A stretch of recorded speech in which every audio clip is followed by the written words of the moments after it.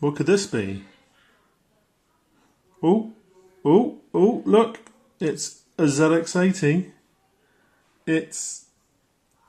It could only be the latest issue of Retro Gamer. So here we go, guys.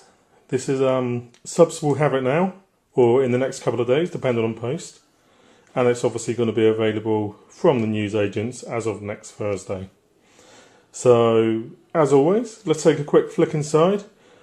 Big feature is Gradius, or Nemesis, as people in the UK will know it. But obviously nowadays, everybody knows the franchise as Gradius, so that's what we went for. So, apologies if you didn't get Nemesis on the front cover. But, you know, basically, with the magazine, you have to go for the biggest audience, and basically Gradius. Everybody knows Gradius. Not many people know Nemesis. So there's a reason for that. But anyway, on with the mag. So you'll notice that there's no Christmas hats this month, and we'll briefly go through. We got an interview with the guys behind the new Final Fight conversion, which is looking rather spectacular. Ian Lee's back as always. And so is Paul Davies. Let's not go. A brief interview with Philip Oliver, one half of the Oliver twins. The awesome Back to the 80s and 90s. The reader section, and this is Fax Xanadu, which came out on the NES, I do believe. Am I right? Yeah, NES, right.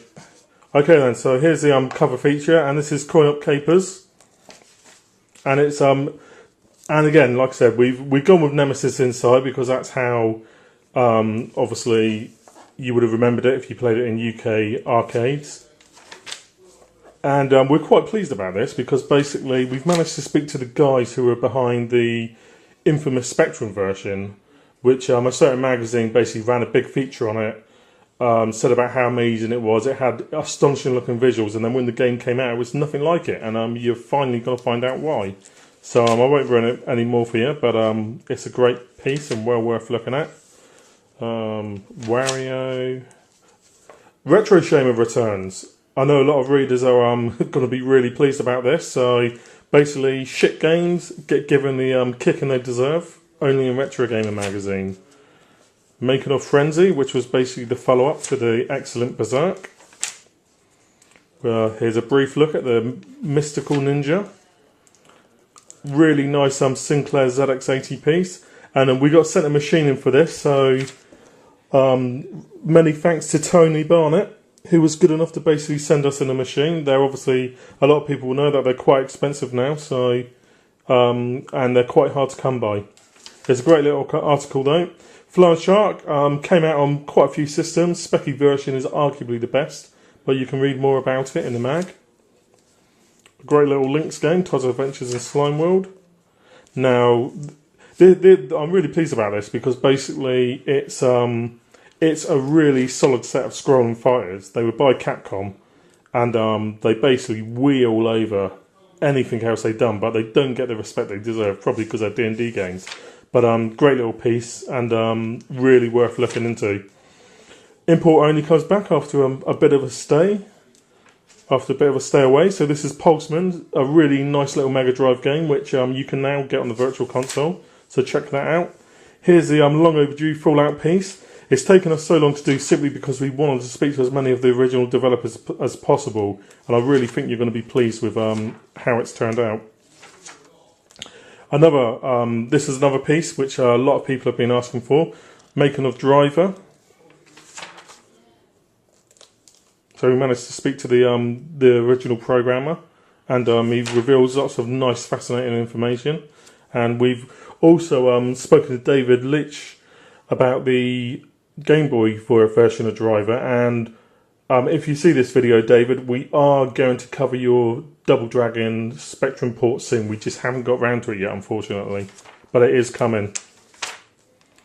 John Gibson, not everybody will know him, but he had a lot of respect on the Spectrum. He did some great conversions as well as his own original games. Paul Drury once again does a bang up job with the Desert Island discs. brief little making of Bubble Ghost. Really cool little game that came out on the Atari ST and various other systems. Now this I'm happy about. This is an interview with Steve Crow. It was all really touch and go because he was in the middle, well he wasn't, but his wife was in the middle of having a baby at the time of the article, and we wasn't sure if it was going to happen, and then we was waiting for a few other bits, which but luckily it's all come through. And if you don't know him, he started off on the Specky with excellent games like Starquake and Wizard's Lair, heavily influenced by Ultimate. He then moved on to Shiny with games like Earthworm Jim, and he currently resides at Blizzard, but you can find out all about it in this excellent photo feature. There's a picture of him with his lovely little son, just a couple of days old there, already getting him into games. We've got obviously all the latest games that are currently available to buy in the shops, including Rush Rush Rally. So if you're looking, Red Spot Games, hopefully you're going to be happy with that score. Thoroughly deserved as well. Look at Alien Breed Evolution on the Xbox Live Arcade, the good old homebrew section. Now this guy, this is Darth Nuno, as he's known on our forums. He has got some astonishing arcade games, and in fact it's a pity that we could only cram this many in. So maybe we'll have to do a bigger interview with him, because he's got some. Basically, anybody who goes out of his way to buy a Top Gun outfit to go with his Afterburner cabinet needs needs full respect. So we'll do something with him very soon. And there you go then. So there's a brief glimpse at next month, and that's the mag. So like I said, if you're a subscriber, expect it any day. Otherwise, you're going to have to wait till next Thursday. But really pleased with it. It's got some great content in it, and hopefully you're going to love it as much as I have. See you soon, guys. Bye.